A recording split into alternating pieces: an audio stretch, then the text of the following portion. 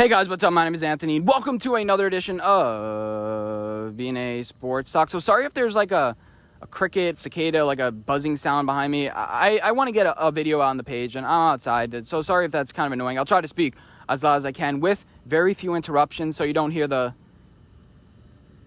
I'm not sure if you were able to hear that, but it is kind of annoying. Just, what are these bugs doing? Are they mating? I don't know. But I want to talk about the college football playoff, because I made a video, a format, a couple months back. I said what changes I would make to the college football playoff. I said I'd pay the players and just go full out on it, because we all know that's going to happen. You legalize weed because everyone's doing it anyway. You know, you kind of... I don't think weed is a smart thing to invest in, because... but I've heard mixed things about actually investing in weed. We're not going to talk about that. But, I said 8-game format, group of 5, conference championship winners, because Northwestern versus Ohio State, it's not just the pride and win the conference. It's, hey... we can make the college football playoff and eventually do some shit. It creates much more stakes. And by the way, Northwestern versus Ohio State, I'll just use that example. Ohio State would still make the playoffs. They would still get a wild card. But it would be like a redemption. It would be like, whoa, instead of them maybe potentially getting kicked out of the playoff, they'd still have a chance too.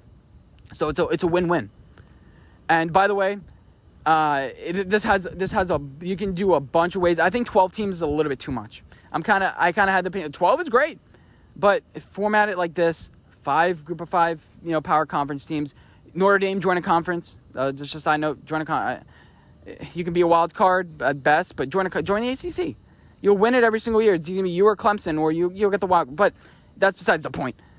I think that 8 teams will be fine. You have a Cinderella team every single year. You have the UCF, who declare themselves national champions because they went undefeated. The thing is, this is how bowl games work, and it's kind of getting sick and tired. You have a great matchup, theoretically, UF versus Oklahoma, but it doesn't turn into anything. Imagine that matchup all of a sudden is, next week you're going to play Georgia, and then after that you'll play Alabama for the national football title. I get it. If you're not good enough to beat Alabama, why do you deserve a second chance? It's more money. Pay the players. They're going to play 15, 16 games, but that's only going to be one team. People forget. Like in the NFL, they're like, oh, the NFL plays 17 games now. Yeah, but also you forgot about the playoffs as well.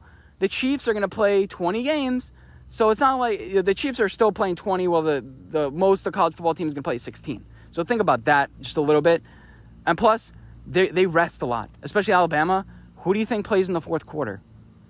It's not Tua. It's not Mac Jones. They put in the backups, And also have a preseason.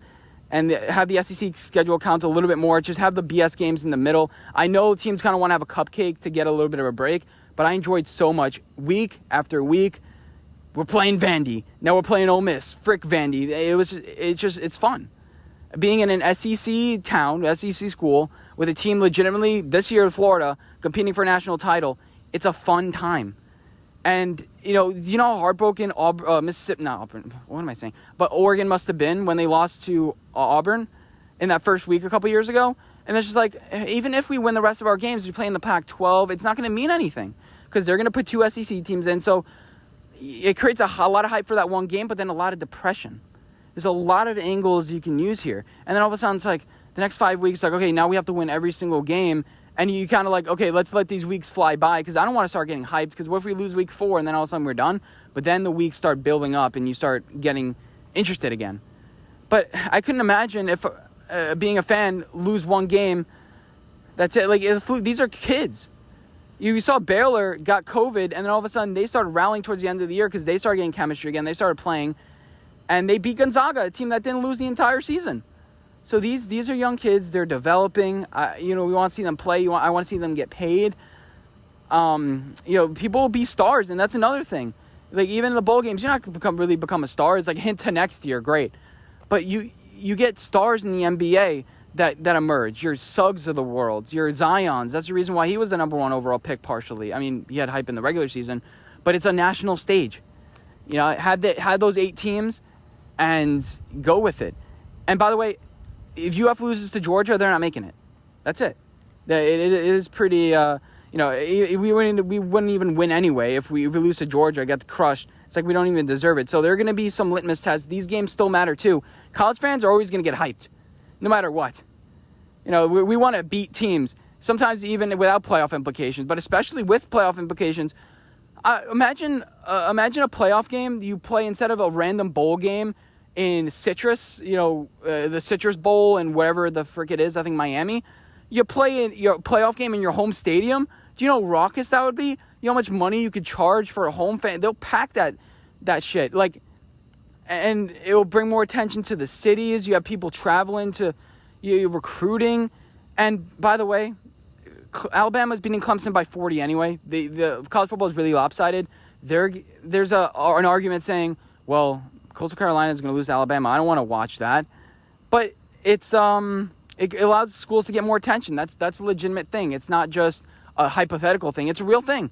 Coastal Carolina was good enough to get on that stage and play Auburn. Not they were ranked 12th and went to a bowl game. They cared, but the other team didn't. Every single other player went to the draft. The players, they're going to be looked at sideways if you opted out. Your motivation is going to be questioned. Now it's like the players waiting to get the bag in the NFL. No, these second, third round picks, they're not going to opt out. They're going to stay in because their image is going to improve everything. And I think it's going to create way more just school pride in general. It's going to create, it's just good for memories. Yeah, we sold shirts, we made it to the playoffs. It's a special thing now. With anything, you're going to get used to it. We're going to want more, but it's going to be a great moneymaker. There's so many angles you can take a look at it with. I would be so excited to see my Gators make the playoffs. It's not just the 4 teams. Okay, we kind of know the 4 teams are going to win anyway, but it's just the thought. We all know in the NFL that a 7 seed is probably not going to win. Now, every once in a while, it does happen. It happens more than, I guess, college football because the better players are just the better players. The better coaches are better coaches. Like the Green Bay Packers, the Giants of the world, the Wild Cards, Tampa this year, but they were a 10-6 team. They were a good team. But it's all about that, it's all about that, what if? And having hype going into the season. And the games are down the stretch are still going to matter for seeding, for getting that bye. The bad teams are going to consistently be the bad teams. Get better coaching. I don't know. But if a team consistently makes playoffs, that's good. I don't want to see every year, Alabama, Oklahoma, the same teams make the playoffs. I want to see something different. I want to see an up-and-coming team that's just next year they may make the playoffs. An Ole Miss, Texas A&M, next year they'll make the playoffs. No, what about this year? Because the people leave. People leave, and you never know what's going to happen. You never know who's going to get injured. It's a lot of intensity. Now, to be honest, the games are going to be blowouts anyway, like I just mentioned. The games, it's not going to be great. Maybe have a 7-team playoff seed. I don't know what you want to do. But definitely expanding is something I would be open to. There are going to be arguments either way. But it's going to be a moneymaker. College football is going to draw way more attention. December, it's a 3-week hiatus with nothing. These players don't go to school. I mean, have it into January where you're competing somewhere with the NFL playoffs. And over winter break, whatever, it's kind of tough because it's going to be hard to get the fans into stadiums like college students because they're on winter break. And that's why I think partially they do it. But the logistics are going to be a little bit difficult as far as that goes. But I'm literally half a mile away from the University of Florida, the stadium right now. 90,000 fans. We get up for a random school from the Midwest. We get up for Missouri State University, West, whatever it is. Imagine a college football, the money, the everything. But yeah, hope you guys enjoy this video. Let me know what you guys think, and I'll see you guys in the next one. Bye, guys.